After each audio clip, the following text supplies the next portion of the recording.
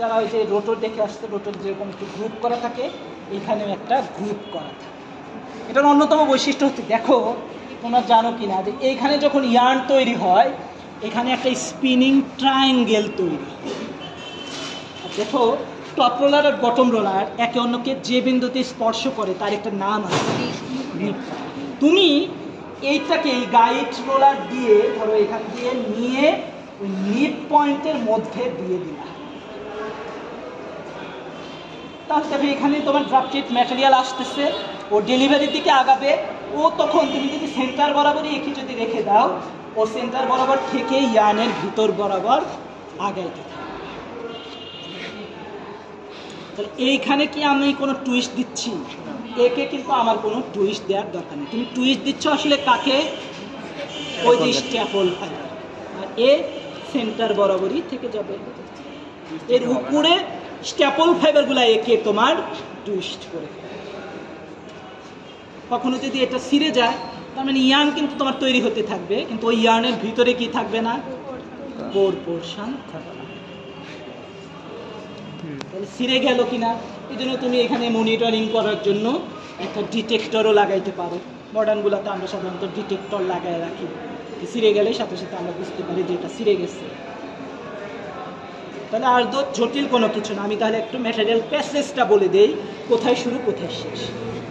এইটাকে আমরা বললাম ফিড রোলার, এক জোড়া রোলার। এই দুইটা কন্ট্যাক্টে থেকে কিন্তু এটা আনওয়াইন্ডিং হবে। অলরেডি ওয়াইন্ডিং করা আছে না, এখন চাচ্ছি আনওয়াইন্ডিং।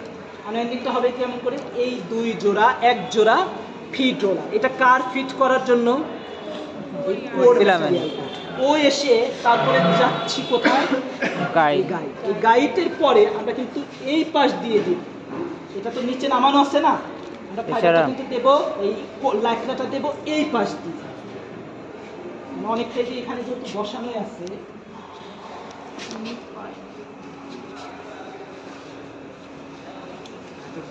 অনেকটা এরকম আর একটা প্যাচ দিয়ে দিই।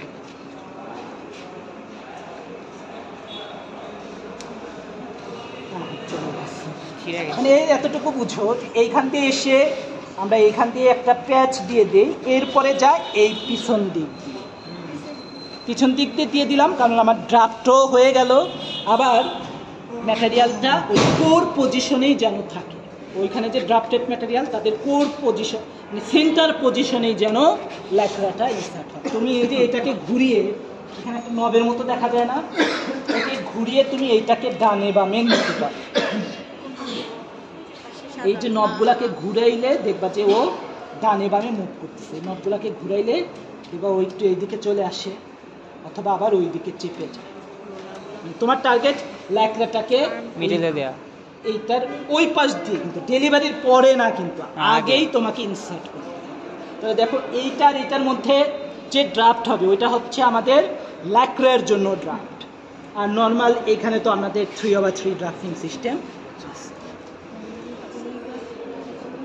তুমি যদি এখন লাইক্রা না দিয়ে পলিস্টার ভিতরে দিতে চাও, পলিস্টারের ফিলামেন্ট, তাহলে ওকে কিন্তু লাইক্রার মতো এত বেশি টেনশন দেওয়ার দরকার হয় না, মানে ড্রাফ দেওয়ার দরকার হয় না, অল্প একটু টেনশনে রাখলেই হয়ে গেছে। তাহলে এই ইয়ার্নটার প্রপার্টিসটা কেমন হবে? ভিতরে আছে পলিস্টার ফিলামেন্ট, বাহিরে আছে কটন। কি হবে? কোন এটা তুমি কমফোর্ট প্রপার্টিসও পাচ্ছ, ইয়ার্নের স্ট্রেংথটাও বেশি, স্ট্রেচেবিলিটি পাবো না। যেখানে তোমার এইরকম অ্যাপ্লিকেশন দরকার ওই জায়গাটা বাহিরে তোমার কমফোর্টনেস পাবা, আবার সামগ্রিকভাবে ইয়ার্নের স্ট্রেংথটাও বেশি হবে, কারণ ভিতরে একদম কোরে আছে তোমার পলিস্টারের ফিলামেন্ট। আবার ভিতরে তুমি দিলা পলিস্টার ফিলামেন্ট, বাহিরে দিলা পলিস্টার, এটা কিন্তু আবার খুব একটা বেশি লাভ না। হ্যাঁ, মানে ওইটা বানিয়ে আসলে তোমার কোনো লাভ নেই। কিন্তু হ্যাঁ, তুমি ভিতরে লাইক্রা দিছো, বাইরে পলিস্টার দিছো, এটা তোমার লাভ আছে, তুমি স্ট্রেস প্রপার্টিস পাচ্ছ, কিন্তু কমফোর্ট প্রপার্টিসটা তুমি পাচ্ছ। তাহলে আর একটা কাজ করতে পারো যে ঠিক আছে, তুমি যে রোভিংটা দিচ্ছ ওই রোভিংয়ের মধ্যে পলিস্টার ফাইবারও আছে, কটন ফাইবারও আছে, আবার তুমি লাইক্রাও দিচ্ছ, তাহলে কমফোর্টও পাবা, স্ট্রেংথও পাবা, স্ট্রেচও পাবা। তাহলে এই কটনের পলিস্টার তুমি একত্র করবা কোন জায়গাতে? মিক্স করতে হবে না, ব্লেন্ডিং করতে হবে না, কোথা থেকে করে নিয়ে আসবা? ওই ব্লো রুম থেকে করে নিয়ে আসবে। তাহলে এইটা আমাদের তাহলে আলাদা কিন্তু অ্যাটাচমেন্ট। আমি আবার লাস্ট একবার বলে দিই বাড়তি কী কী লাগতেছে।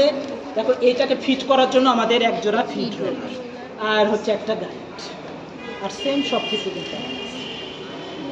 আর এই যে এটা কন্ট্রোল করার জন্য স্বাভাবিকভাবে তোমার দেখো আলাদা করে গিয়ার আলাদা করে আমার মোটর লাগানো আছে। এইটা কন্ট্রোল করার ওই যে ডিসপ্লেটা হচ্ছে ওইখানে তোমার এই যে এইটা স্পিড টেনশন ড্রাফট রাখার জন্য যে স্পিড কন্ট্রোল আমাদের ওই পাশের মনিটর। আমরা কিন্তু এখানে প্রথমে নর্মাল রিং মেশিনে কিনছিলাম, আলাদা করে আবার এই অ্যাটাচমেন্টটা আমরা অ্যাড করছি। হ্যাঁ পোর্টে পজিশনে সাধারণত টুইস্ট কেন হবে না? এখান থেকে তো এটা তো অলওয়েজ ও তো আসলে ওই সেন্টার বরাবরই আছে, থাকবে অলওয়েজ সেন্টার বরাবর। স্যার যদি হচ্ছে এদিকে তো কটন আসবে, আমরা যদি হচ্ছে এটাকে কোর পজিশনের থেকে না রাখতে পারি, যদি মিডল পজিশনে রাখি তখন তো আর এটা করে বুঝবে না। না কখনো যদি এমন হয় তাহলে তোমার ল্যাকড়া আউট হয়ে যাবে, ইয়ার্ন থেকে দেখবা যে ল্যাকড়াটা তোমার বের হয়ে আসছে। মেনটেন করা কঠিন না।